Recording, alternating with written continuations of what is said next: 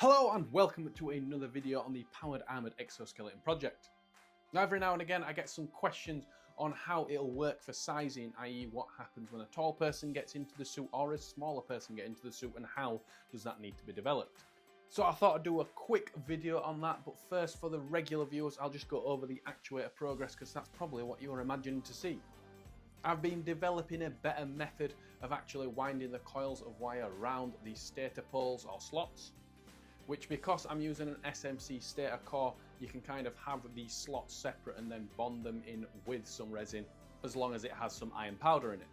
However, as you can see, I really need to set this up on a stepper motor so I can count the turns, as I've made this little holder that you can see here, but in a drill it just moves too fast.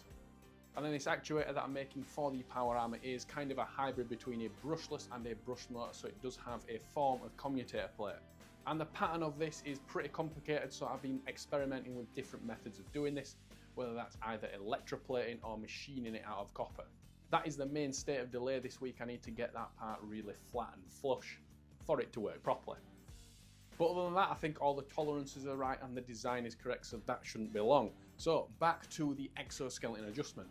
The exoskeleton, which will of course be under the armour, that is adjustable up and down, but of course it does have limits. So there's a way to basically develop this for a military development programme that allows the suit to be tested, for new sizes to be worked out, and all of this done as cheaply as possible.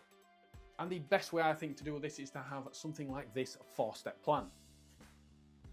So step one would be to test the initial prototype, i.e. this final prototype that we're doing now, with the person who it's based around on, which in this case is of course me. And if it was part of a bigger program, a bigger team, it will be someone else, but I'm pretty sure every exoskeleton or design of Power Armour is going to be based around someone in particular.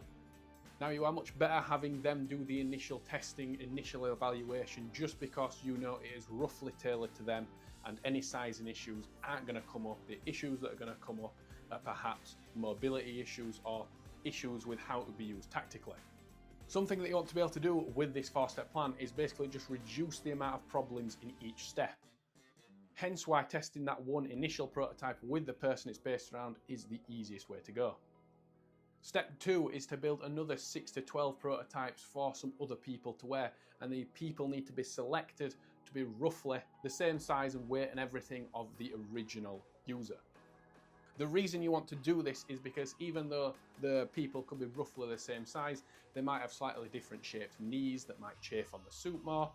How they stand and walk might be slightly different. So you're going to have these little errors that are going to come up with the suit's design, where you might just have to move a bracket by 10 or 20 mil, move something over here, create a slightly different amount of adjustment to it so that it fits as many people as possible with that single size. And then for step 3, you'd want to take those 6 to 12 suits, or perhaps build some more if you wanted, and have people who are a little bit shorter and a little bit taller use the suits and practice in them and train in them.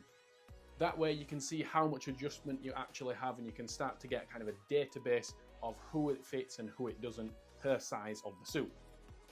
And then on to step 4, it'll be time to expand this out further and start making different sizes of the exoskeleton Power Armour at large. This is easy to do because everything's machined in CAD. Some parts are 3D printed, some parts are machined, so it's easy to basically stretch or compress the parts out to make different sizes. The reason why I think this is the way to go and the cheapest way to do it with the minimal delays and cost overruns, which is something that is evident in basically every military program. The reason this is the way is because you can test all these different sizes, you can really work those sizes and little changes down that you need to do, while also testing how the suit could be used and what its limitations are, while also crucially increasing manufacturing and increasing production at manageable levels. So you'd be going from the single prototype onto 6 to 12, and then slowly, by the time you get to say step 4, you'd be on about 50 suits. That way, at the same time, you've handled any manufacturing issues, any production issues, you've perhaps made things more efficient, you've probably been able to buy better tooling to do it with, while also working out all the sizes, making it as efficient as possible. I really think these things are necessary for any actual use of Power Armour exoskeletons to be used in the military, because these are the type of cost overruns for programs that end up getting these programs cancelled and deemed too expensive, when it really doesn't have to be. And that about brings us to the end of this little video. Hopefully next week we'll actually have an actuator video. I've got a lot of things on at the minute. I'm also doing a little restoration project on a car. That being a 20-year-old Range Rover, so I've actually got something big enough to cart this suit around with when it's done. So if you've liked this video or you're just interested in Power Armour, please follow along, like and subscribe. There's regular videos on the channel roughly every week. So last of all, thank you very much for watching. I hope you have a great day and I hope to see you on the next one.